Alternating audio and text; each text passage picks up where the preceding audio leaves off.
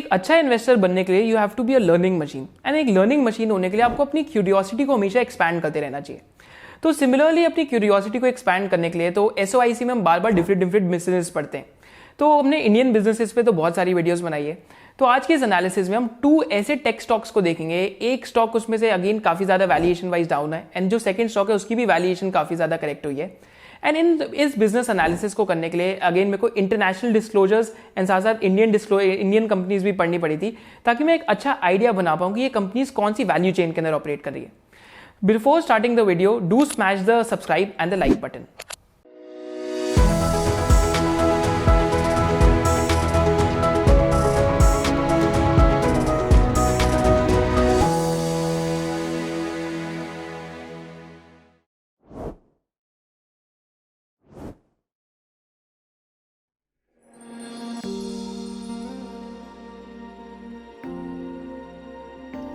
Hi investors, welcome to SOIC.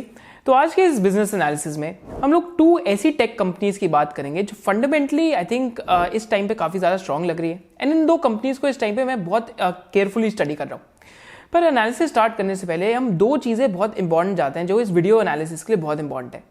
पहली चीज क्या है कि ये कोटेशन है, luck is when opportunity meets the prepared mind. And second important चीज क्या है जो मनीष पबराई बार बार बोलते हैं कि आपको रिस्क और अनसर्टिनिटी के बीच में डिफरेंशिएट करना आना चाहिए।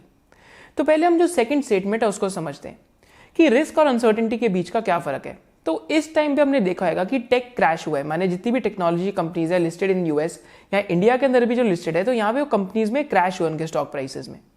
पर यहाँ पे रिस्क क्या रहेगा? पहला रिस्क क्या रहेगा कि आप कोई ऐसी टेक कंपनी ले लें जहां पे अर्निंग्स कभी आने ही नहीं वाली, माने वो कंपनीज हमेशा लॉस मेकिंग रहने वाली है। So this is the risk. But uncertainty क्या है कि उन टेक्नोलॉजी कंपनीज में से कुछ टेक्नोलॉजी कंपनीज अच्छी हैं, बट नेक्स्ट 2 to 3 क्वार्टर्स के लिए शायद से उनकी अर्निंग्स उतनी स्ट्रांग नहीं आएंगी, बट वो कंपनीज आज भी प्रॉफिटेबल है।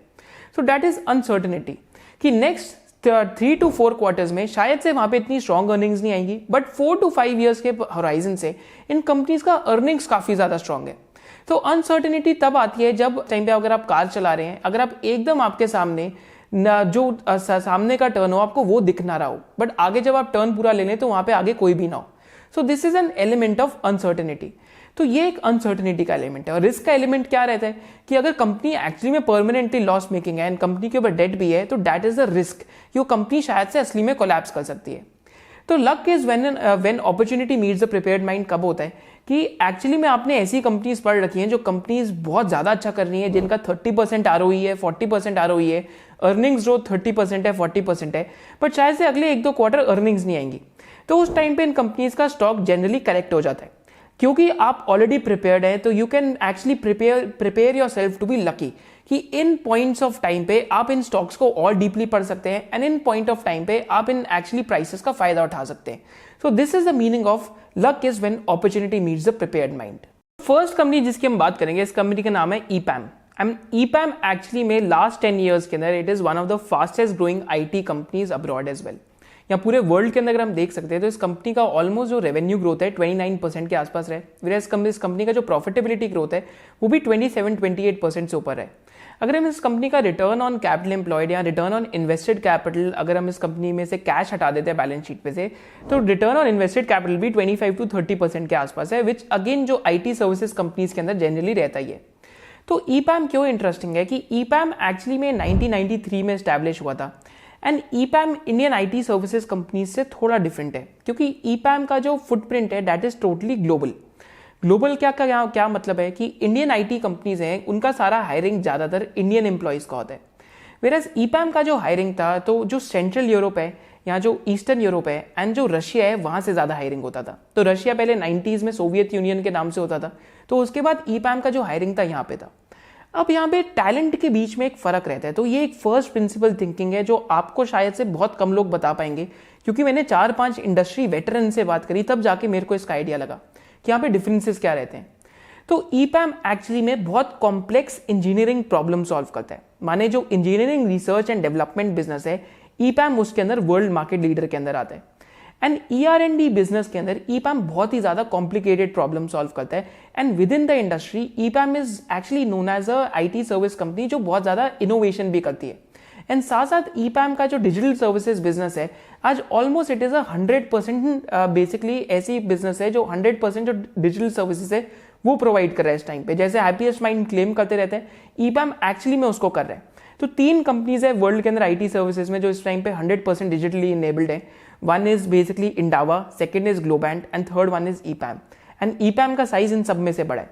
तो फर्स्ट प्रिंसिपल्स थिंकिंग यहाँ पे क्या रहती है कि इंडिया के अंदर जो आईटी का टेक्नोलॉजी पूल है या जो आईटी का टेक टैलेंट है, अगेन आप लोग ही मेरे को बताएंगे कि ये जो आप आईटी इंडस्ट्री के लोग ये वीडियो देख रहे हैं कि इंडिया के अंदर जो आईटी टैलेंट है, यहाँ पे आईटी टैलेंट के लिए भी कंपटीशन रहता है, क्योंकि इंडिया में रिसेंटली जो स्टार्टअप्स हैं उनका भी काफ़ी ज़्यादा कंपटीशन हो रहा है to basically hire the IT talent.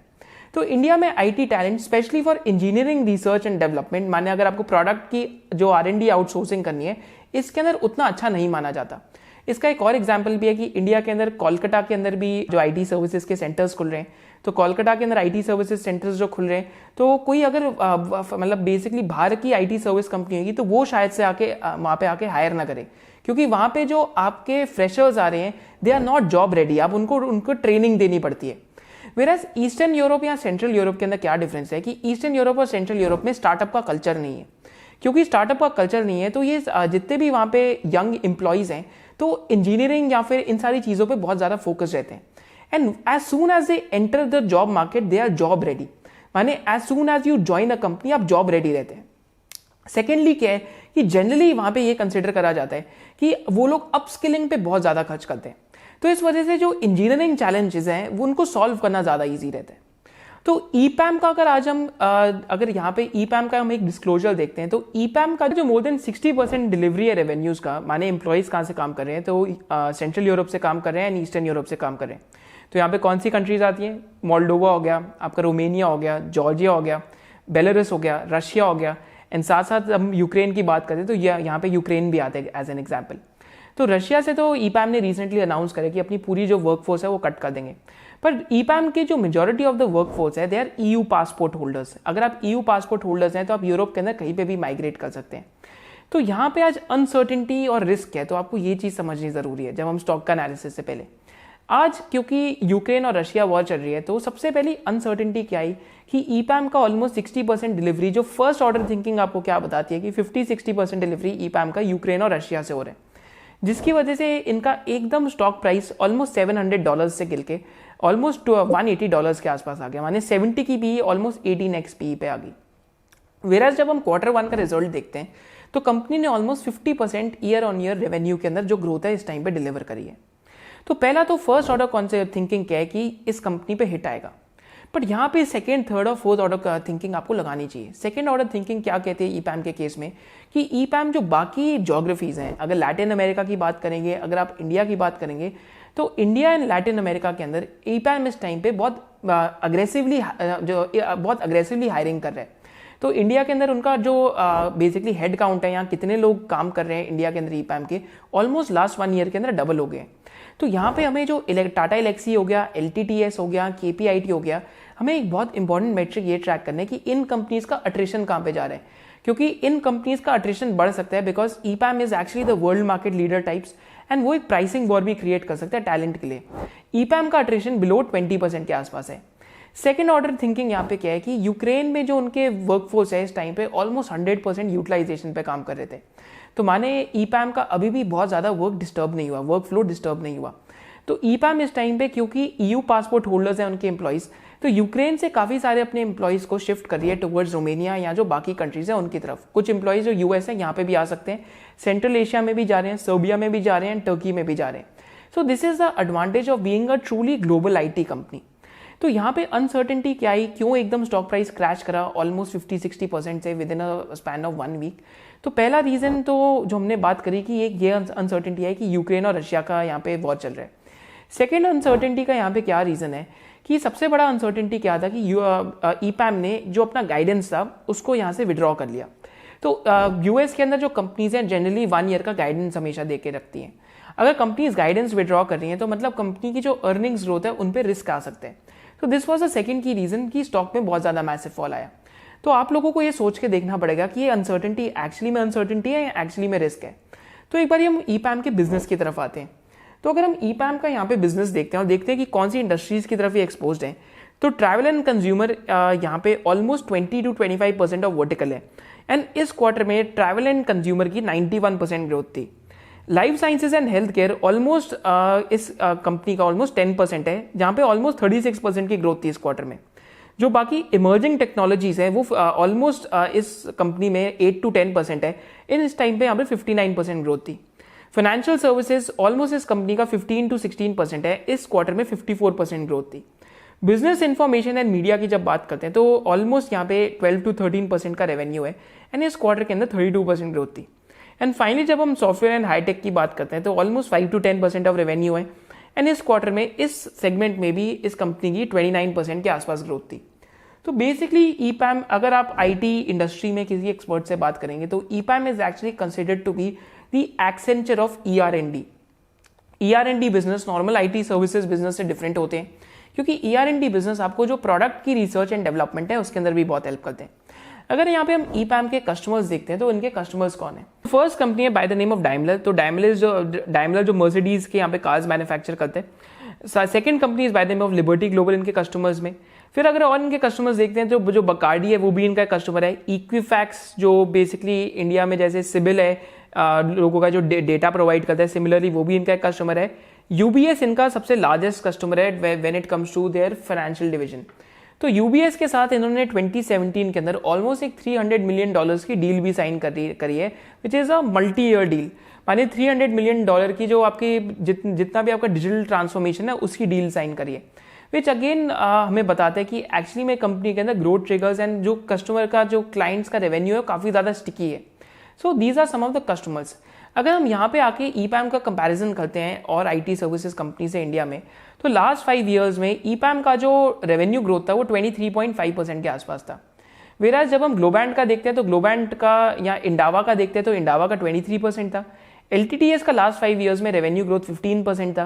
वेराज Tata Elxsi का जो रेवेन्यू ग्रोथ था लास्ट 5 ईयर्स के अंदर वो भी 15% के आसपास का था। तो लास्ट 5 ईयर्स ने ईपैम ने एक्चुअली में एलेक्सी का, LTTS का एंड इंडावा तीनों कंपनीज का जो रेवेन्यू ग्रोथ है उसको बीट करा। एंड यही नहीं, इस क्वार्टर के अंदर इट वाज एक्चुअली एक्सपेक्टेड कि जो इंडावा और ग्लोबैंट है इनका रेवेन्यू शायद से ईपैम से ज्यादा आएगा, बट इस क्वार्टर में भी ईपैम ने जो इंडावा और ग्लोबैंट है उनसे ज्यादा रेवेन्यू ग्रोथ दिखाई in spite of all the problems. तो ये तो अनसर्टेनिटी की हमने बात करी और बिजनेस स्ट्रेंथ को डिस्कस करा। अब ये अनसर्टेनिटी दूर कैसे जाएगी?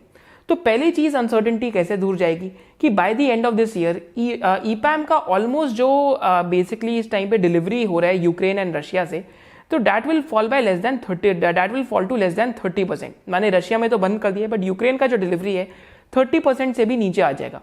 And in next 1 or 2 years management का लॉन्ग टर्म गाइडेंस क्या है कि ये जो डिलीवरी है लेस देन 20% के आसपास आ जाएगा। तो अगेन जो जोग्राफिकली ईपैम पूरा डी रिस्क हो जाएगा। तो इस टाइम पे ईपैम में कोई भी इतना ज्यादा बेसिकली इंपैक्ट हुआ नहीं है डिलीवरी पे, बट फिर भी मार्केट क्या एक्सपेक्ट करती है कि इंपैक्ट होएगा। ईपैम के पास अगर हम एक्चुअली इस टाइम पे इनके मार्जिन देखते हैं तो मार्जिन इनके 18 to 20% के आसपास आ गए। तो जैसे जैसे ऑफ शोरिंग बढ़ती है, जैसे जैसे इंडिया जैसी कंट्रीज या फिर लैटिन अमेरिका जैसे कॉन्टिनेंट्स में आप जाके और वर्कफोर्स हायर करते हैं, तो मार्जिन एक्सपेंशन भी आपका यहाँ से काफ़ी ज़्यादा दिख सकता है। एंड एक्चुअली में मैनेजमेंट का जो एक इन्वेस्टर डे हुआ था तो वहाँ पे लॉन्ग टर्म गाइडेंस किया ग्रोथ का कि 30-35% रेवेन्यू के अंदर आपकी ग्रोथ आनी चाहिए। तो यहाँ पे हम कंपनी का वैल्यूएशन देखते हैं। तो कंपनी के वैल्यूएशन के अकॉर्डिंग अगर हम देखते हैं तो कंपनी का जो वैल्यूएशन है 2021 के अंदर कंपनी का जो प्राइस टू सेल्स मल्टीपल था 10x के आसपास था। Whereas, अगर हम इस कंपनी का EV to EBITDA देखते हैं तो EV to EBITDA 60x के आसपास का था। तो उस कंपनी का वैल्यूएशन पहले एक टाइम पे बहुत एक्सपेंसिव था। प्राइस टू अर्निंग्स देखेंगे तो 63x के आसपास का था, but after this entire fall ये वैल्यूएशन गिर के 35x पी के आसपास आ गए, जिसको अगर हम 1 ईयर फॉरवर्ड अज्यूम करते हैं तो ऑलमोस्ट 25 to 26x पी के आसपास ट्रेड कर रहे हैं, जो लास्ट 5-6 ईयर्स में चीपेस्ट वैल्यूएशन के ऊपर है। So this is the business analysis of EPAM, and आपको भी ये देखना पड़ेगा कि इस बिजनेस के अंदर क्या फंडामेंटल ट्रिगर्स हैं या नहीं है। एंड साथ साथ ईपैम में एक अनसर्टेनिटी क्या हो सकती है कि नेक्स्ट क्वार्टर में शायद से मार्जिन में थोड़ा इंपैक्ट आ सकते हैं, क्योंकि इस टाइम पे वर्कफोर्स का इस टाइम पे मूवमेंट चल रहा है कि आप यूक्रेन एंड रशिया से अपनी वर्कफोर्स आप दूसरी कंट्रीज के अंदर मूव कर रहे हैं। बिफोर गोइंग फॉरवर्ड, अगर आपको बिजनेस की बेसिक लैंग्वेज सीखनी है तो what is the language of the business? That is accounting. आप एक अच्छा इन्वेस्टर नहीं बन सकते जब तक आपको basic language of the business ना आए। तो बेसिक्स ऑफ अकाउंटिंग एंड साथ साथ रेशियो एनालिसिस जो एक बहुत इंपॉर्टेंट कॉन्सेप्ट है। तो रेशियो एनालिसिस का आपको मैं एक एग्जांपल देता हूँ। तो सपोज करते हैं बिल्डिंग मटेरियल इंडस्ट्री के अंदर, चलो एग्जांपल लेते हैं, एक स्टील ट्यूब सेक्टर है। स्टील ट्यूब सेक्टर के अंदर 3 प्लेयर्स हैं। तो इन 3 प्लेयर्स में से जो नंबर 1 प्लेयर है वो क्यों सबसे ज़्यादा एफिशिएंट है, आपको फाइनेंस की लैंग्वेज में सिंपली कुछ रीजंस में बताना आना चाहिए। पहला रीजन क्या है, इस कंपनी का डेट टू इक्विटी सबसे कम है, माने इस कंपनी की बैलेंस शीट पे सबसे कम डेट है। एंड सेकंड रीजन क्या है, इस कंपनी का जो कैश फ्लो जनरेशन है वो बहुत ज़्यादा है। एंड थर्ड रीजन क्या है कि ये company free cash flow positive रही है। एंड फोर्थ रीजन क्या है, इस कंपनी के मार्जिन सुपीरियर है। So all these things are part of the SOIC membership, जहाँ पे हम आपको P2P एनालिसिस भी सिखाते हैं, रेशियो एनालिसिस भी सिखाते हैं, and finally forensic analysis which is one of the most important aspects. कि अगर आप लैंग्वेज ऑफ फाइनेंस या लैंग्वेज ऑफ बिजनेस सीख रहे हैं तो फॉरेंसिक एनालिसिस इंडियन कॉन्टेक्स्ट में तो आपको आना ही चाहिए। क्योंकि फॉरेंसिक एनालिसिस में क्या है कि इंडियन कॉन्टेक्स्ट में काफ़ी सारी कंपनीज ऐसी हैं जिनके अकाउंटिंग में लूप होल्स बहुत ज़्यादा हैं। तो आपने देखा होगा कि कुछ रिटेल इन्वेस्टर्स कहते हैं हम तो इन्वेस्ट वापस करेंगे ही नहीं इंडियन कॉन्टेक्स्ट में, क्योंकि यहाँ पे 80-90% लॉस हो जाता है। 80-90% लॉस इस वजह से होता है क्योंकि आप उन कंपनीज की अकाउंटिंग को नहीं पकड़ पाते। तो यहाँ पे हमने अकाउंटिंग का ऑलमोस्ट एक डिटेल 6 to 7 आवर का जो सेशन बना रखा है, that is a part of the SOIC intensive course. इसके साथ साथ SOIC मेंबरशिप में जितने भी हम कंटिन्यूस क्लासेस हैं साथ साथ कराते रहते हैं। तो कंटिन्यूस क्लासेस में आपको एग्जांपल देता हूं, जिस टाइम पे आप ये वीडियो देख रहे होंगे आज हमारा वैल्यूएशन वेबिनार भी है। तो वैल्यूएशन वेबिनार में डिफरेंट अप्रोचेस टू वैल्यूएशन है कि क्या क्या अप्रोचेस काम करती हैं, एंड इसके साथ साथ डिफरेंट सेक्टोरल एनालिसिस भी हम कराते हैं। टोटल हमने अब तक ऑलमोस्ट 15 सेक्टोरल वेबिनार्स एंड साथ साथ एक लो फ्लोट की मास्टर क्लास भी कराई थी। कि आजकल कई लोगों को यही नहीं पता कि जो डीमार्ट का जो स्टॉक ऊपर जा रहा है तो उसमें आप वैल्यूएशन लगा ही नहीं सकते जब तक आपको लो फ्लोट का मेंटल मॉडल ना समझ आए। एंड फाइनली हमारा एक आस्क मी एनीथिंग सेशन भी होता है, एंड इसके साथ साथ we have this policy of no questions unanswered, कि 24 to 48 आवर्स में अगर आप मुझसे डैशबोर्ड पे कोई भी क्वेश्चन पूछते हैं, so we have this policy of no questions unanswered and all of these things are part of the SOIC membership. And इसके साथ साथ SOIC का जो हमारे कम्युनिटी फोरम भी है, जहाँ पे आप जो बाकी SOIC ट्राइब मेंबर्स हैं उनके साथ इंटरैक्ट कर सकते हैं। If you are interested in the SOIC membership, the link is there in the description below. Next company की बात करेंगे, इस कंपनी का नाम है TaskUs, and TaskUs is actually a BPO जिसको ब्लैकस्टोन ओन करता है। तो ब्लैकस्टोन या प्राइवेट इक्विटी जब भी BPO है कोई IT सर्विस कंपनी को ले तो आपको बहुत इंटरेस्टेड रहना चाहिए, क्योंकि जब हम यहाँ इंडिया में एग्जांपल देखते हैं तो ब्लैकस्टोन ने एम्फेसिस को खरीदा था। And BPO and IT services में क्या होता है कि कभी भी कोई प्राइवेट इक्विटी कंपनी लेती है तो प्राइवेट इक्विटी कंपनी का ऑलरेडी एक पोर्टफोलियो ऑफ कंपनीज होता है। तो आपकी सर्विस सबसे पहले जो आपकी ग्रोथ होती है वो प्राइवेट इक्विटी कंपनी अपने खुद की जो पोर्टफोलियो ऑफ कंपनीज है उनके अंदर आपकी सर्विसेज यूज करना स्टार्ट कर देती है। तो इससे काफी ज्यादा रैपिड ग्रोथ आती है। But tasks is actually a BPO जो न्यू एज कंपनीज हैं उनके लिए है। तो यहाँ पे हम टास्कस के पहले कस्टमर्स देखते हैं कि कौन कौन से हैं। तो टास्कस के कस्टमर लिस्ट में there are customers like Tinder के साथ साथ टास्कस का एक और बहुत इंपॉर्टेंट कस्टमर है, दैट इज फेसबुक। फिर टास्कस के अलावा इसमें नेटफ्लिक्स इनका एक कस्टमर है। तो जैसे जो जोमेटो ऑफ US है दैट इज DoorDash, वो टास्कस का कस्टमर है। उबर टास्कस का कस्टमर है। जूम भी टास्कस का कस्टमर है। गस्टो भी टास्कस का कस्टमर है। एंड साथ साथ विश करके भी एक न्यू टेक स्टार्टअप है, वो भी टास्कस का कस्टमर है। तो टास्कस करता क्या है? तो टास्कस 3 चीजों में ऑपरेट करता है। First is basically content security. So in this business line, Taskus competes with other IT companies and players like Cognizant या इस एरिया से एग्जिट करें। तो कंटेंट सिक्योरिटी के अंदर क्या करता है टास्कस कि बेसिकली आपके कंटेंट को मैनुअली रेगुलेट करता है कि कंटेंट के ऊपर कोई अगर स्पैम कमेंट्स आ रहे हैं, कि अगर आपकी स्पैम प्रोफाइल्स आपके प्लेटफॉर्म पे बहुत मिल रही है। एंड साथ साथ यहाँ और क्या करेगा टास्कस कंटेंट के ऊपर जो भी एक्सप्लिसिट कंटेंट है आपको प्लेटफॉर्म पे से हटाना है, तो टास्कस इन चीज़ों का काम करता है। And tasks actually Facebook is one of the largest customers. I think tasks का 20 to 25% रेवेन्यू फेसबुक से आता था एक टाइम पे, अब धीरे धीरे करके डीरिस्क कर रहे हैं। बट यहाँ पे फर्स्ट बिजनेस एरिया तो इनका ये रहता है। सेकंड बिजनेस एरिया टास्कस का क्या रहता है? तो सेकंड की business area is AI operations. तो इस बिजनेस लाइन में टास्कस जो भी कंपनीज है उनको डेटा लेबलिंग सर्विसेज प्रोवाइड करता है। So Taskus इस एरिया में competes with IT services companies and data set provider companies, also with open source models of data tagging। माने जो डेटा है उसकी लेबलिंग का काम करते हैं। थर्ड की बिजनेस क्या है? बेसिकली जो कस्टमर सर्विसेज है इसका है। तो जितनी भी डिजिटल कस्टमर सर्विस है टास्कस इसमें काम करते हैं। So in this business line TaskUs competes with legacy call centers and customer service players। And TaskUs कैसे अपने आप को डिफरेंशिएट करता है कि it performs basically chat based customer service versus traditional voice customer service. तो एक क्लासिक BPO का काम है, बट यहाँ पे टास्कस क्यों इंटरेस्टिंग लगते हैं, टास्कस क्यों हम लोग भी पढ़ रहे हैं कि टास्कस के अंदर अगर आप रेवेन्यू ग्रोथ देखते हैं, नेट इनकम ग्रोथ देखते हैं, लास्ट कुछ ईयर्स में अगर हम 2014-2015 में देखते हैं तो इनका रेवेन्यू सिर्फ $7 मिलियन का था। तो ऑलमोस्ट 7 ईयर्स के अंदर एक कंपनी का रेवेन्यू $7 मिलियन से ऑलमोस्ट $1 बिलियन तक इन्होंने स्केल अप करा है। एंड ब्लैकस्टोन भी इस कंपनी के अंदर रिसेंटली आया है, तो अगेन यहाँ पे रेवेन्यूज के ग्रोथ के ट्रिगर्स बहुत ज्यादा है। सेकंड की यहाँ पे हम फाइनेंशियल्स के अंदर एस्पेक्ट देखते हैं, अगर हम इस कंपनी का ईबिटा या फिर अगर हम इस कंपनी का नेट इनकम देखते हैं तो एडजस्टेड नेट इनकम इस कंपनी का जो ग्रोथ रहा है वो $9 मिलियन से ऑलमोस्ट $136 मिलियन के आसपास इनका नेट इनकम ग्रोथ रहा है। एडजस्टेड ईबिटा का ग्रोथ देखते हैं तो आपको एडजस्टेड वर्ड हटा के आपको प्रेजेंटेशन से भी चेक करना पड़ेगा। तो ईबिटा इनका $21 मिलियन से ऑलमोस्ट $203 मिलियन के आसपास हुआ है लास्ट 4 to 5 ईयर्स में। अब टास्कस में इतनी फास्ट ग्रोथ क्यों चल रही है? क्योंकि टास्कस जितनी भी न्यू एज कंपनीज हैं या न्यू एज वर्टिकल्स हैं उनको टारगेट कर रहे हैं। एंड इस टाइम पे एक्चुअली में tasks will be a beneficiary, क्योंकि जो न्यू एज कंपनीज या स्टार्टअप्स इस टाइम पे अपना टेक स्पेंडिंग या फिर अपना स्पेंडिंग कट करने की कोशिश करेंगे तो बीपीओज को और भी ज्यादा काम आउटसोर्स हो सकता है। तो टास्कस ने अपनी कॉन कॉल में ये चीज भी बताई। एंड टास्कस के हम एंड यूजर इंडस्ट्रीज देखते हैं तो एंड यूजर जो इनकी टारगेटेड इंडस्ट्रीज के हैं तो streaming media, basically health take, fintech, gaming industry, e commerce, social media, food delivery and ride sharing, and जो हाईटेक इंडस्ट्री है इनके एंड यूजर जो टारगेट इंडस्ट्रीज है इसके अंदर ये आते हैं। अब टास्कस के अंदर इंटरेस्टिंग क्या है, क्योंकि एक तो at the end of the day BPO ही है, तो यहाँ पे दो इंटरेस्टिंग चीज है कि why this company actually deserves our attention to study as well. First thing है कि एक बीपीओ या फिर सर्विसेज कंपनी में कल्चर बहुत मैटर करता है। तो अगर आप टास्कस के ग्लास डोर के ऊपर रिव्यूज देखेंगे तो it is one of the highest reviews, almost 4.6 star की रेटिंग है, माने ईपैम से भी ज्यादा रेटिंग है, ईपैम की 4.4 to 4.5 स्टार है। तो बीपीओ के अंदर टास्कस की ग्लास डोर के ऊपर रेटिंग सबसे ज्यादा हाईएस्ट है, तो this helps them to retain their employees as well. Second की यहाँ पे इंटरेस्टिंग चीज क्या आती है कि टास्कस इस टाइम पे ऑन शोरिंग से ऑफ शोरिंग की जर्नी पे जा रहे हैं, माने आप ज्यादा से ज्यादा एम्प्लॉइज इंडिया के अंदर और लैटिन अमेरिका के अंदर हायर कर रहे हैं। तो जब आप इंडिया और लैटिन अमेरिका के अंदर एम्प्लॉइज हायर करते हैं तो इनिशियली आपका मार्जिन डिप करता है 1-2 क्वार्टर के लिए, बट उसके बाद आपके मार्जिन एक्सपेंशन की स्टोरी स्टार्ट हो जाती है। तो टास्कस एग्जैक्टली अभी उस पॉइंट के ऊपर है, एंड अमेरिकन सर्विसेज कंपनीज के अंदर this is a very very big point of view.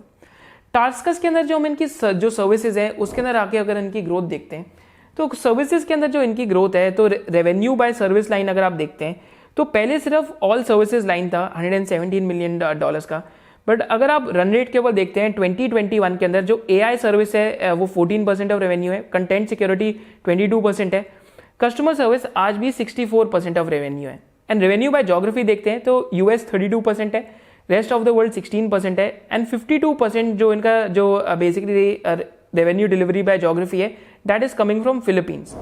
Quarter on quarter growth इस कंपनी का अगर आप चेक करते हैं वाई ग्रोथ, तो Q1 के अंदर भी इस कंपनी का जो ग्रोथ रेट था 57% के आसपास का था ईयर ऑन ईयर से। अब यहाँ पे क्या अनसर्टेनिटी है, स्टॉक प्राइस क्यों कोलैप्स कर रहा है? क्योंकि जो टेक्नोलॉजी का फैक्टर है वही यूएस के अंदर इस टाइम पे कोलैप्स कर रहा है। कंपनी का गाइडेंस आज भी 50% ग्रोथ का है पूरे साल का, एंड नेक्स्ट 3 ईयर्स में कंपनी का टारगेट है कि आज का जो $1 बिलियन का रेवेन्यू है इसको ऑलमोस्ट $2 बिलियन के आसपास कर देंगे। अगर आप इस बेसिस पे कंपनी को वैल्यू करते हैं तो कंपनी सिर्फ 8.3 times free cash flow multiple next 2 to 3 years forward पे है। तो अगेन वैल्यूएशन में ये बताना इजी हो जाता है कि शायद से आज कंपनी बहुत ज़्यादा सस्ती है। सिमिलरली जैसे अगर आप दूर से किसी आदमी को देखेंगे तो आप ये बता सकते हैं कि क्या वो आदमी मोटा है या पतला है, एग्जैक्ट वेट नहीं बता सकते। Similar case is basically with this business और इसका वैल्यूएशन के साथ ही है। तो point of risk and actually opportunity, तो रिस्क क्या चीज़ है कि यहाँ पे कि इंटरनेशनल मार्केट्स में अभी बहुत वॉलिटिलिटी चल रही है, तो वहाँ पे इंटरनेशनल मार्केट में कोई सर्किट लिमिट्स नहीं होती, तो एक दिन में स्टॉक प्राइसेस 20-30% कोलैप्स कर जाते हैं। तो एक्चुअली में अगर आपके पास बहुत ज़्यादा रिस्क टेकिंग कैपेसिटी नहीं है, अगर आप इन बिजनेसेस को अच्छे से नहीं पढ़ सकते तो ये रिस्क में भी शायद से वर्थ टेकिंग ना हो आपके लिए। अगेन आपको खुद अपना इंडिपेंडेंट पॉइंट ऑफ व्यू बनाना पड़ेगा। एंड एक्चुअली में जो लोग इस टाइम पे जो वैल्यू इन्वेस्टर्स हैं या जो डीप वैल्यू फाइंड कर रहे हैं, तो आप कैसे बेसिकली इंटरनेशनली इन्वेस्ट कर सकते हैं। So there are 4 ways. तो again this is not a sponsored video, क्योंकि हम SOIC के अंदर कोई भी स्पॉन्सर्ड कंटेंट नहीं करते, but these are ways which I generally found on internet, and 2 ways में मैंने अकाउंट भी खोल के देखा है। तो पहला वे है कि आप इंटरैक्टिव ब्रोकर्स के ऊपर अकाउंट खोल के आप इंटरनेशनली इन्वेस्ट कर सकते हैं। सेकंड वे है कि आप जो ग्रो के ऊपर अकाउंट खोल के इन्वेस्ट कर सकते हैं internationally. Third is Vested and fourth is INDmoney. तो मैंने अभी तक सिर्फ बेसिकली जो first interactive brokers and second जो ग्रो है इनके ऊपर अपना अकाउंट खोल के बेसिकली बहुत टोकन अमाउंट ऑफ शेयर्स लिए, क्योंकि मैं अभी भी इंटरनेशनल स्टॉक्स को अभी पढ़ रहा हूँ। But again this is not a sponsored video at all, तो आपको खुद एक बार इंडिपेंडेंटली इन 4 कंपनीज में से देखना पड़ेगा कि आपके लिए सबसे अच्छा वे ऑफ इंटरनेशनल इन्वेस्टिंग कौन सा है। Do let me know in the comment section below कि आपको कौन सी ज्यादा इंटरेस्टिंग कंपनी लगी, EPAM और TaskUs. Hope to see you in the next business analysis of SOIC। जय हिंद।